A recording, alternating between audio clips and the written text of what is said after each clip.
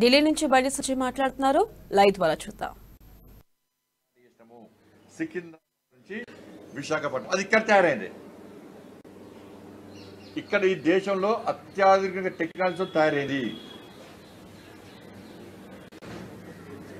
మొబైల్ల తయారీలో ఇండియా 2వ స్థానంలో ఉంది.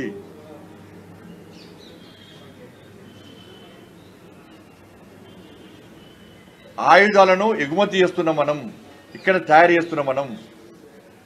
కోవిడ్ వ్యాక్సిన్ ఇక్కడ తయారు చేసి అన్ని దేశాలకు ఇచ్చినాం మనం. బొమ్మల తయారీలో కూడా మనం నెంబర్ 1 స్థానానికి పోతున్నాం మనం.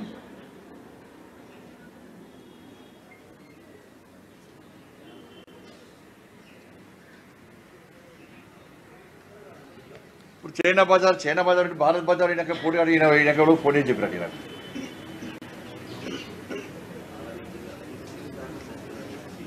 నేను గతంలో చెప్పిన చైనా బజార్ కామన్గా చైనా బజార్ పెట్టుకుంటారు, దానిలో చైనా వస్తువులు అమ్ముతారు. అలా నేను మొన్న చెప్పిన మళ్ళీ చెప్తున్నా, ఇక్కడ చెప్పలే ఇరాన్ చాయ్ అంటాం, ఇరాన్కి తయారేస్తుంది అదేమన్నా.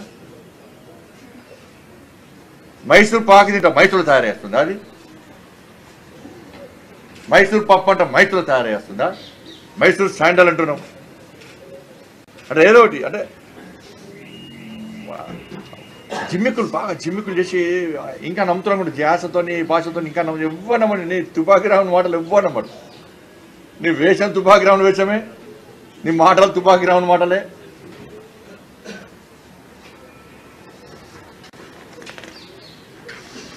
మహిళా సాధికారత 35% రిజర్వేషన్ ఇస్తారనే అంతేనా. 35 నీ పక్కకున్న ములాయం సింగ్ కొడుకు ఆయన పేరు అఖిలేష్ యాదవ్, ఆయన 2 ఫట్ ఫండ్స్ చంపి పిక్తున్నా అక్కడి నుంచి. పార్లమెంట్లో మహిళా బిల్లు ప్రవేశపెట్టినప్పుడు మహిళా బిల్లు పేపర్లు చింపేసిన పార్టీ ములాయం సింగ్ పార్టీ. నువ్వు తెలుగులో మాట్లాడేవాడికి నాకు అర్థం కాలే. ఆయన కూడా గంగిలోకి తలకపోయిన ఆయన కూడా ఇట్లా. అసలు గత క్యాబినెట్లో ఎంతమంది మహిళా మంత్రులు ఉన్నారు, ఇప్పుడు ఎంతమంది మహిళా మంత్రులు పెట్టుకున్నాను.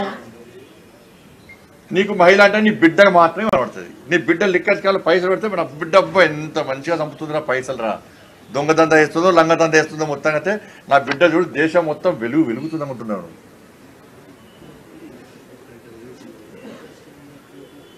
అత్యాచారాలు జరుగుతున్నాయి, హత్యలు జరుగుతున్నాయి.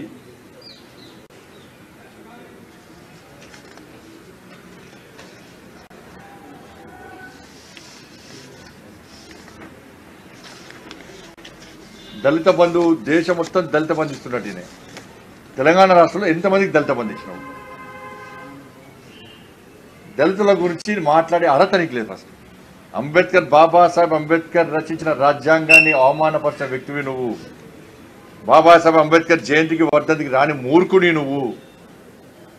దళితులు ముఖ్యమంత్రి చేస్తాను అవమానపరిచిన మూర్ఖుని నువ్వు. తలననుకుంటాను అవమానపరిచిన మూర్ఖుని నువ్వు. 3 ఎకరాలు ఇస్తాను ఉన్న స్థలాలు గుంజుకొని మోసం చేస్తున్న మూర్ఖుడి నువ్వు. ఇలా భారతీయ జనతా పార్టీ నరేంద్ర మోడీ గారి ప్రభుత్వం ఈ దేశంలో దాదాపు 1,25,000 బ్యాంకు బ్రాంచులు ఉన్నాయి. ఒక్కొక్క బ్రాంచ్కు ఒక్కొక్క సంవత్సరం ఒక్కొక్క బ్రాంచ్ తప్పకుండా ఒక దళితునికి దాదాపు 10 కోట్ల వరకు రుణం ఇవ్వాలి. దళితులను పారిశ్రామికవేత్తలుగా మార్చాలని చెప్పి ఒక దృఢ సంకల్పంతో ఈ దేశంలో దళితులను పారిశ్రామికవేత్తలుగా మార్చుతున్న ఘనత భారతీయ జనతా పార్టీ. ఒక దళితులకు 10 కోట్ల రూపాయలు రుణం ఇచ్చి వాళ్ళను పారిశ్రామికవేత్తలుగా మార్స్తే వారి ద్వారా కొంతమందికి ఉపాధి దొరుకుతుందని చెప్పి ఆలోచనతో ఒక పాలసీని ప్రకటించిన ప్రభుత్వం భారతీయ జనతా పార్టీ ప్రభుత్వం. నువ్వు దళితులకు ఏం చేస్తావో చెప్తున్నావు ఇంతవరకు కూడా.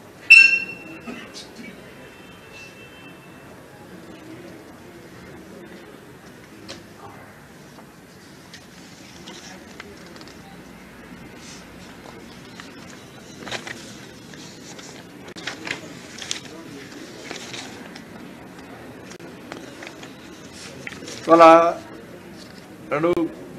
పోయినసారి అబ్కి బార్ కిసాన్ సర్కార్ అంటారు బాబు. ఇప్పుడు ఆ పేరే లేదు, మళ్ళీ మార్చుకున్నాడు ఇక అబ్కి బార్ కిసాన్ సర్కార్ అంటే పేరే లేదు. వాళ్ళు అల్లే సార్ ఇక మర్చిపోయాడు.